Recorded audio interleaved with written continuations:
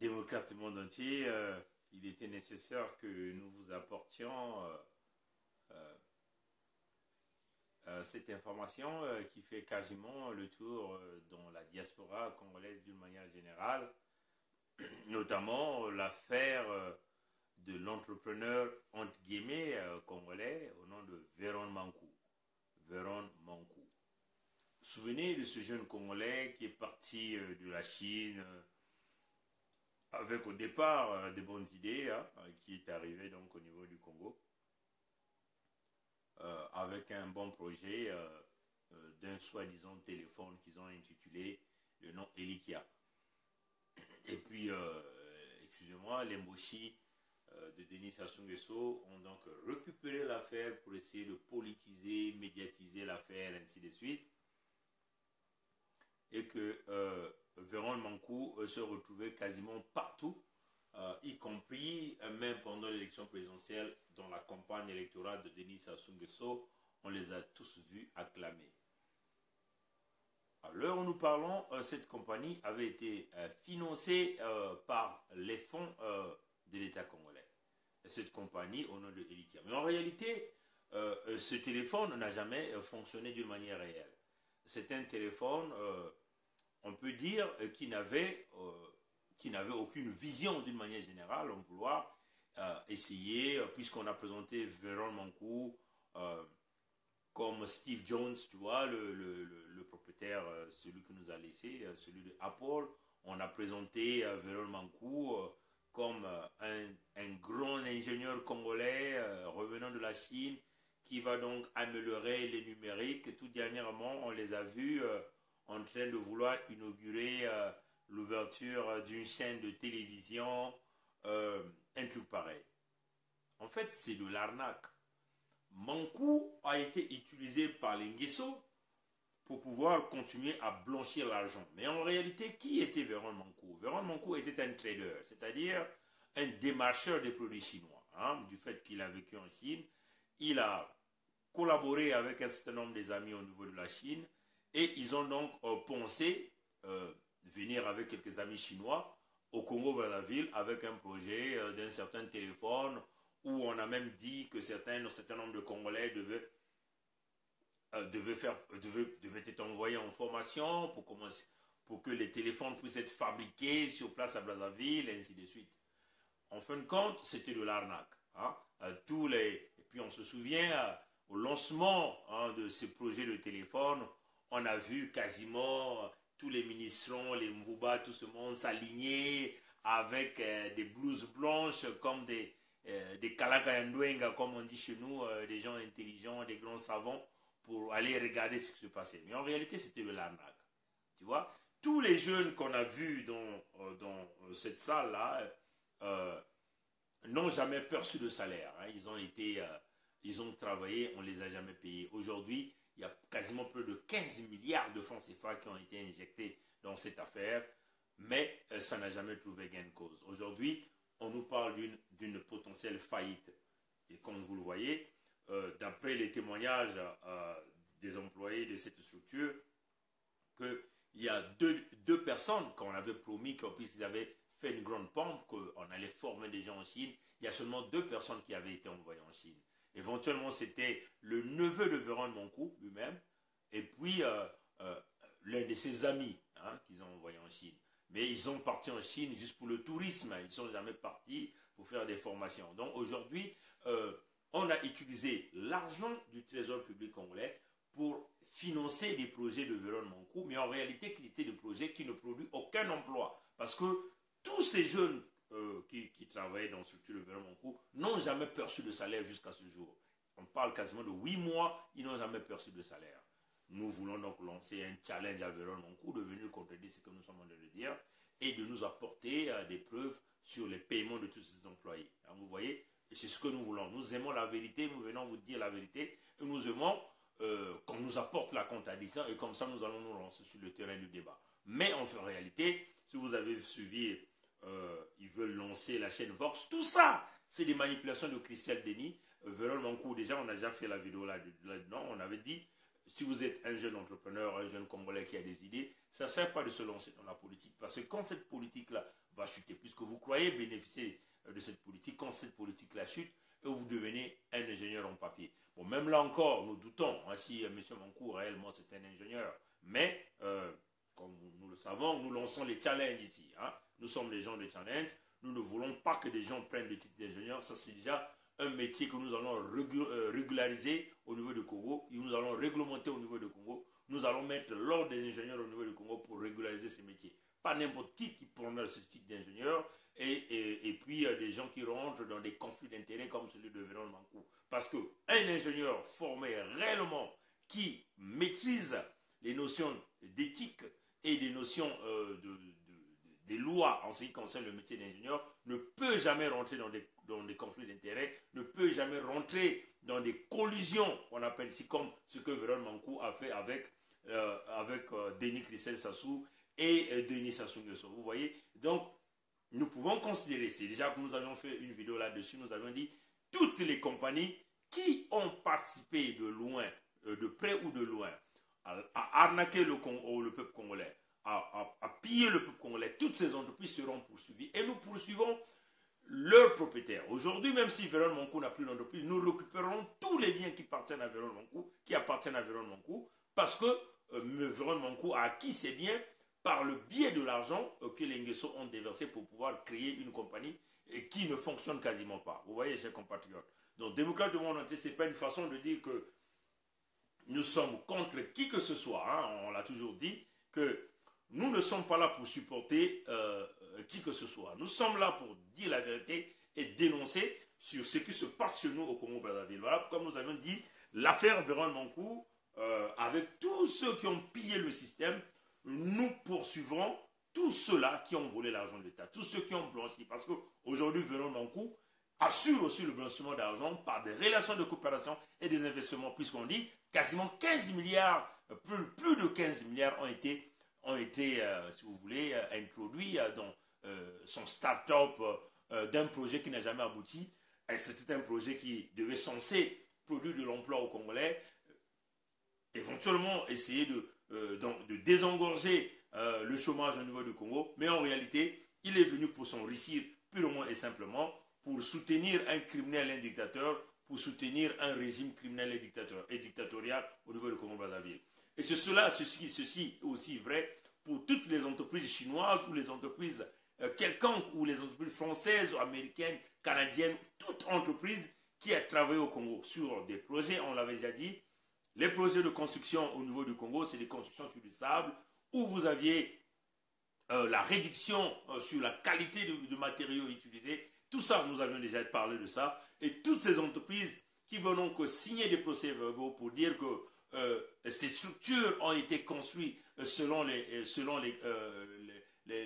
conditions de bâtiment, selon les règlements, selon le code de construction, le code de bâtiment. En ce moment-là, nous ferons d'expertise sur ces bâtiments, et si nous nous rendons compte qu'il n'y a jamais eu, s'il y a jamais eu de couches qui a été manquée, ou le goudron, si jamais les couches ont monté, toutes ces entreprises-là seront poursuivies, et le nouveau Congo dont nous sommes en train de viser ne fera jamais pitié sur des entreprises qui ont fait la collision, des entreprises qui ont fait la mafia, des individualités qui ont travaillé pour piller le Congo avec les Nguesso. Et c'est cela. Nous venons de lire un article sur Véron Mankou qui parle carrément de tout un scandale financier sur tous les jeunes. Il y a plein de témoignages dans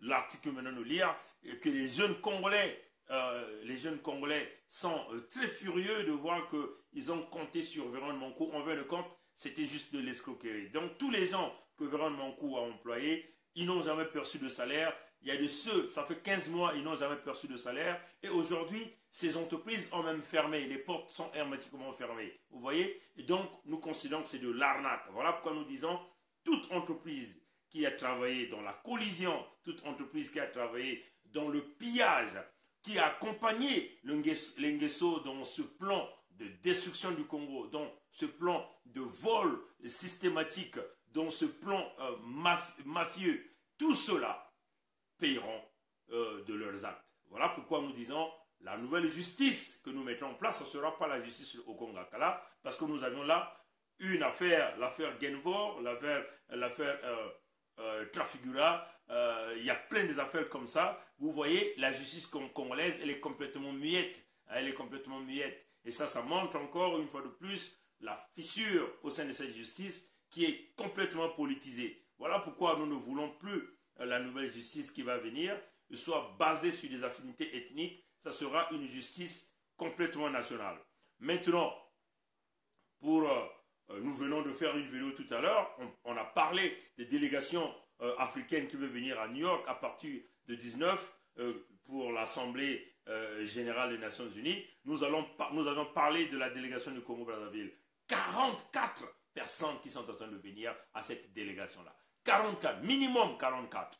Hein, tout est publié partout. Nous avions lancé un challenge à Interpol. Interpol, c'est cette police internationale. Parce que nous savons que ces gens-là effectuent ce voyage-là. Ces gens-là ne sont ni les chefs d'entreprise, ni les officiers du gouvernement congolais. Il faut qu'on réitère ça. C'est-à-dire, les gens que Sassou Nguesso a placés dans cette liste qu'il appelait les officiels congolais, ils ne sont ni les entrepreneurs. Or, nous savons, la plupart des temps, des grands chefs d'État, quand ils voyagent pour des missions pareilles, ils mettent dans leurs équipes des entrepreneurs congolais, des gens qui ont des visions, pour essayer de venir rencontrer les autorités dans des pays étrangers, éventuellement rencontrer aussi d'autres entrepreneurs pour essayer de créer de la relation. Or, nous savons que le voyage de Sassou, et toutefois que ce type-là, ce criminel, ce dictateur voyage, il ramène avec lui toute la lignée familiale, les copines de tout ce système, vous voyez, ce que nous appelons régulièrement des Makangou, donc des 10e, de 20e bureaux, c'est un voyage familial, un voyage des amis. Ce n'est pas un voyage de l'État congolais. Voilà pourquoi, et puis, nous venons encore de révéler que ce voyage-là, c'est une façon, puisqu'ils ont prévu 2 scales. Le premier, ça sera à Paris, et le deuxième, ça sera à Las Palmas, c'est en Espagne. Las Palmas est un paradis fiscal, vous voyez. Et nous avions dit, leur scale de Paris, ils vont venir avec eux avec du cash. Hein? Ce ne sont pas des valises qui seront remplies des habits, mais ça sera du cash qui vont venir pour venir corrompre les nouveaux politiciens dans le système Macron, afin qu'on puisse essayer de déverrouiller avec le Fonds monétaire international, puisque sachant que c'est la France qui a la présidence du Fonds monétaire international. Deuxièmement, ceux qui vont arriver, ils vont partager à tous les politiciens, puisque vous savez, le système France-Afrique continue de fonctionner avec des malles d'argent qui continuent à circuler. Donc, ils vont venir à Paris, dans leur première escale, puisqu'ils vont passer quelques jours à Paris. C'est pour distribuer le cash à ces politiciens qui les supportent, qui essaient d'aménager leur cause avec le nouveau président français, ainsi de suite, avec le système France-Afrique. C'est cela que ça a toujours fonctionné. Et deuxièmement, ils vont faire le deuxième scale au niveau de Las Palmas, en Espagne. Pour ceux qui ne savent pas, Las Palmas est un paradis fiscal, vous voyez. Donc, ils vont venir avec le cash, ils vont encore injecter le cash, puisque vous savez, l'argent n'aime pas le bruit. Hein, les transactions, s'ils essaient de faire les transactions bancaires, ça va laisser des traces. Surtout qu'ils sont aujourd'hui avec plein de scandales, avec Genvor par exemple, que nous sommes en train de voir, parce qu'il y a des traces qui ont été laissées sur toutes les transactions qui ont été effectuées. Là, ils viennent avec le cash, hein, qu'ils vont maintenant déposer au niveau de Las Palmas, paradis fiscal.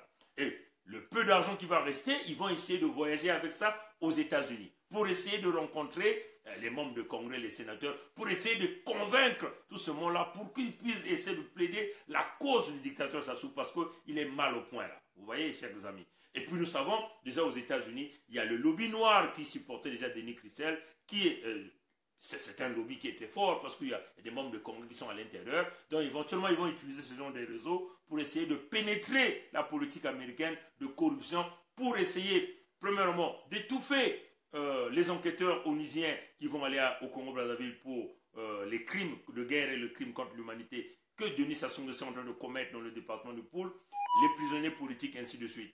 Et aussi, essayer de pousser que les Américains puissent leur aider afin de débloquer cette affaire du FMI. Vous voyez, chers amis. Donc, démocrates du monde entier, voilà pourquoi nous avons dit, nous lançons un challenge que nous lançons à Interpol.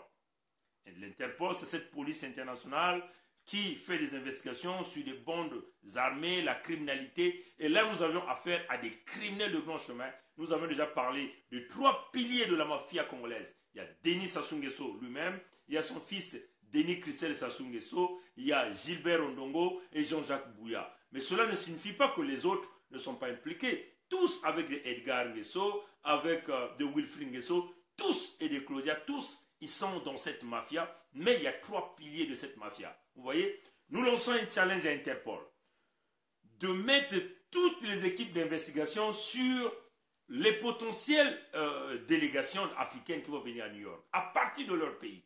Vous voyez, que ces investigations-là ne commencent pas à leur arrivée, à partir de leur pays. Nous demandons à Interpol d'infiltrer dans les avions, de mettre tous les dispositifs de sécurité pour qu'ils se rendent compte que tout ce que nous disons dans nos vidéos, ça représente la réalité. Et c'est aussi un challenge que nous lançons à tous les leaders de ce monde pour nous confronter, puisque vous avez toujours l'habitude de penser que nous venons ici dire de n'importe quoi. Nous vous demandons, vous-même, oui, de mener des enquêtes à partir du départ de toutes ces délégations-là. Et premièrement, vous allez vous rendre compte que tout ce monde-là ne font pas partie d'une quelconque gouvernance. Deuxièmement, personne parmi eux est un leader entrepreneurial. Vous voyez? Et troisièmement, ils vont venir avec du cash. Avec du cash. Et c'est de l'argent pillé, une façon de venir blanchir l'argent lors des voyages. Parce qu'ils savent que c'est un voyage diplomatique. Donc les avions ne seront jamais fouillés. Et donc ils vont profiter d'amener le cash et donner le cash et corrompre le monde occidental avec ce cash-là. Voilà pourquoi nous lançons un challenge. Nous lançons un véritable challenge aux leaders de ce monde de regarder clairement, d'ouvrir clairement. Ou encore nous demandons simplement à l'ambassade des États-Unis au niveau du Congo d'appliquer la nouvelle loi Trump, de ne pas donner les visas à ces 44. Parce que quand vous voyez dans cette liste, on parle de collaborateurs à la présidence, on parle de neveu de président, mais c'est incroyable ça. C'est du jamais vu ça. Vous n'allez jamais voir un responsable politique en Occident, en Amérique, au Canada, même en France, mettre à l'intérieur son neveu, sa nièce, ainsi de suite. Mais qu'est-ce que c'est devenu? On voit des passeports diplomatiques, neveu du président, fils de, petit frère de. Mais c'est pas croyable. Il faut que cela s'arrête. Voilà pourquoi nous demandons aux Américains d'appliquer la nouvelle loi Trump. Nous demandons au FBI d'ouvrir grandement les yeux quand ces délégations vont arriver au niveau de New York. Mettez tout le système, vous vous rendez compte qu'ils vont encore distribuer du cash pour la corruption. Voilà pourquoi nous vous demandons d'ouvrir grandement les yeux. Nous nous souvenons quand Fox News nous a montré les scandales financiers de Denis Sassou Nguesso, toujours dans cette affaire de l'ONU, dans un grand hôtel à New York. Quand ils ont dépensé près de 800 et quelques mille dollars. 800 et quelques mille dollars en une seule nuit, en 2 nuits, parce qu'ils commandaient des champagnes de luxe, ils commandaient de la nourriture, des champagnes, des boissons de luxe. Et ça s'est passé sur Fox News en direct. Voilà pourquoi nous demandons que, vu qu'ils ont mis l'apocalypse économique au Congo, et tous les scandales démontrent, tout le monde sait qu'ils ont volé l'argent du Congo. Et en ce moment-là, l'Amérique, ou encore l'Europe, ou encore New York ne sera pas le point où ils vont venir essayer de tannir l'image de New York. Voilà pourquoi nous demandons aux grandes autorités de ce monde d'ouvrir grandement les yeux à partir de leur départ, à partir de Brazzaville, qu'ils sachent réellement ce qu'ils vont mettre dans ces avions-là. Donc vous verrez qu'il n'y aura que des valises bourrées du cash, parce que c'est une opportunité que ça soit attendu très longtemps pour essayer d'exfiltrer l'argent du Congo. Parce que là où nous sommes en train de parler, il est certainement sûr, il le sait, qu'il perd le pouvoir, qu'il va tomber. Voilà pourquoi tout ce monde qui sont dans ce clan vont profiter de cette opportunité pour sortir toutes les grosses quantités d'argent qu'ils avaient cachées dans leur bunker personnel au niveau du Congo-Brazzaville. Ils vont profiter de cette opportunité pour faire sortir cet argent. Voilà pourquoi nous lançons un challenge à Interpol. Nous lançons un challenge à tous les responsables de ce monde d'ouvrir grandement les yeux, de dépouiller les valises de tout ce monde-là et pour que nous puissions savoir réellement ce qu'ils vont apporter. Voilà pourquoi, parce que ce n'est pas normal et c'est ce qui pousse des interrogations pour un discours de 2 minutes et 45 secondes. On se permet d'amener toute la famille. aucun entrepreneur congolais dans ce groupe. C'est incroyable, c'est du jamais vu. Ça montre l'anarchie et le niveau et la vision que les gens là ont pour ce pays. Nous viendrons au Congo avec une nouvelle politique, une nouvelle vision, une autre façon de faire la politique, une autre façon.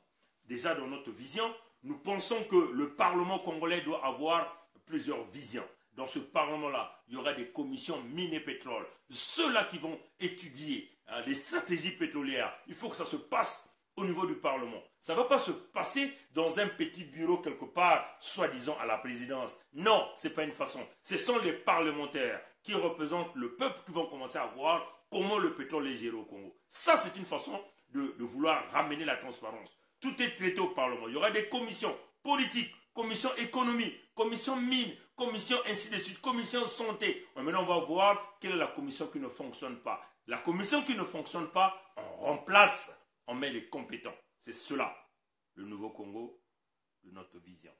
Merci, chers compatriotes, d'avoir suivi cette vidéo et nous vous demandons de la partager au maximum et nous vous souhaitons une bonne soirée. Et nous tenons à vous dire que nous vous parlions ici de Toronto au Canada et nous sommes le 14 septembre 2017. Merci. Que Dieu nous bénisse tous. Dieu bénisse les femmes africaines, les femmes congolaises, nos mamans, nos petits frères, la jeunesse, qu'elles comprennent que nous menons le combat de notre génération. Et ce combat nécessite la conscience, la motivation et la détermination. Dieu nous a donné les yeux pour voir, mais il faut voir, savoir bien voir. Dieu nous a donné la bouche pour parler, savoir bien parler. Dieu nous a donné les oreilles pour écouter et savoir bien écouter. Les sens que Dieu nous a donnés, nous devons savoir les utiliser dans le bien, dans le sens du bien. Et c'est cela ce que nous sommes en train de faire. D'autres personnes nous posent la question, mais vous parlez plusieurs fois. Oui, c'est cela. Nous ne venons pas pour faire plaisir à qui que ce soit. Nous ne venons pas ici pour que les gens nous suivent. Les gens nous suivent, les gens soient nos fanatiques. On n'a pas besoin de fanatisme. Nous avions besoin que vous distribuiez ce message que nous sommes en train de diffuser. Pour que ce message-là arrive à ce petit peuple. Parce que les statistiques nous disent qu'il y a seulement 15% de gens du Congo qui ont la possibilité d'avoir l'Internet. Donc, ceux-là, la grande partie de la population, n'ont pas accès à ce message, alors que c'est un message qui leur concerne. Puisque nous appelons tous, vous voyez, partout dans toute la diaspora, on appelle au soulèvement populaire, au même moment dans toutes les villes. Il ne s'agit pas que seulement Brazzaville se soulève ou Bakongo se soulève. Nous parlons de soulèvement populaire national dans toutes les villes au même moment. Et comme ça, nous verrons les girouettes, ceux qui suivent le CFA, où est-ce qu'ils vont aller se cacher. Voilà pourquoi nous disons au peuple congolais, personne d'autre ne viendra libérer ce pays. Il n'y a que nous-mêmes. Et voilà pourquoi nous nous sommes dévoilés, nous avons plus ce courage. Vous croyez que nous souffrons? Nous ne souffrons pas à l'étranger. Nous ne souffrons pas. Nous ne venons pas en politique ou pour chercher à s'enrichir. Pas du tout. Je pouvais rester tranquillement chez moi, mais on le fait parce qu'on aime le Congo. On le fait parce qu'on a des familles qu'on a laissées. On le fait parce que nous voyons qu'il y a des injustices. Nous voyons qu'il y a le vol. Nous voyons qu'il y a une poignée de gens qui a pris ce pays-là en otage. Donc, faut que les gens parlent. Aujourd'hui, l'ONU a décidé d'envoyer des enquêteurs. Mais vous croyez que si nous avions fermé nos bouches, aujourd'hui, la déclaration là devait se faire? Non, ça ne doit pas se faire. Voilà pourquoi nous disons, chaque Congolais a ce devoir-là de sauver ce pays-là. Tous, quand même que nous sommes à l'étranger, mais nous avions quelque part, qui est notre pays, là où notre cœur est, puisque toute la famille est là-bas. Vous voyez? Voilà pourquoi nous luttons pour tout ce monde. Tout un chacun de nous, tous les jours, là où tu es, il y a des parents qui t'appellent, qui te demandent de l'argent. Toutes les fois que tu envoies de l'argent, ça fait un manquement dans ta poche. Et pour ta famille que tu es en train de faire nourrir ou de s'en occuper là où tu es. Vous voyez? Mais si ces gens-là avaient de l'emploi, là où ils sont au Congo, nous croyons que nous aussi, ça va nous permettre aussi de faire plus d'économies, éventuellement de pouvoir investir dans d'autres domaines. Voilà pourquoi nous pensons que le Congo doit être libéré. Vous voyez? Les étudiants de l'université Marien Ngouabi méritent leur pension. Les retraités méritent leur pension parce qu'ils ont travaillé, ils ont cotisé. Vous voyez, tous ceux qui ont travaillé méritent d'avoir leur salaire. On a vu le directeur général du CFCO, Congo-Océan, a publié une note. Il a parlé du paiement du salaire du mois de février. Chers compatriotes démocrates africains, peuple du monde entier, le salaire du mois de février, nous sommes en septembre. Et de surcroît, il a parlé du salaire du mois de février sera payé à 50%. C'est pas croyable. Nous sommes au mois de septembre. On parle de paiement à 50% du mois de février. Vous voyez, ça montre la grandeur et la souffrance de nos frères, de nos sœurs, de nos parents qui sont au Congo, de nos parents qui sont en Afrique d'une manière générale. Voilà pourquoi nous luttons. Voilà pourquoi nous luttons. Voilà pourquoi nous parlons. Voilà pourquoi on ne peut pas fermer nos bouches. Nous devons parler. Nous devons parler. Nous devons parler pour que les choses changent. Même si ça ne peut pas changer tout de suite, mais ça changera avec ce que nous sommes en train de dire. Et voilà un peu le grand message que je tenais à dire. Et je tiens donc à terminer cette vidéo en vous souhaitant une bonne soirée. Et passez une bonne soirée et à plus tard. Au revoir.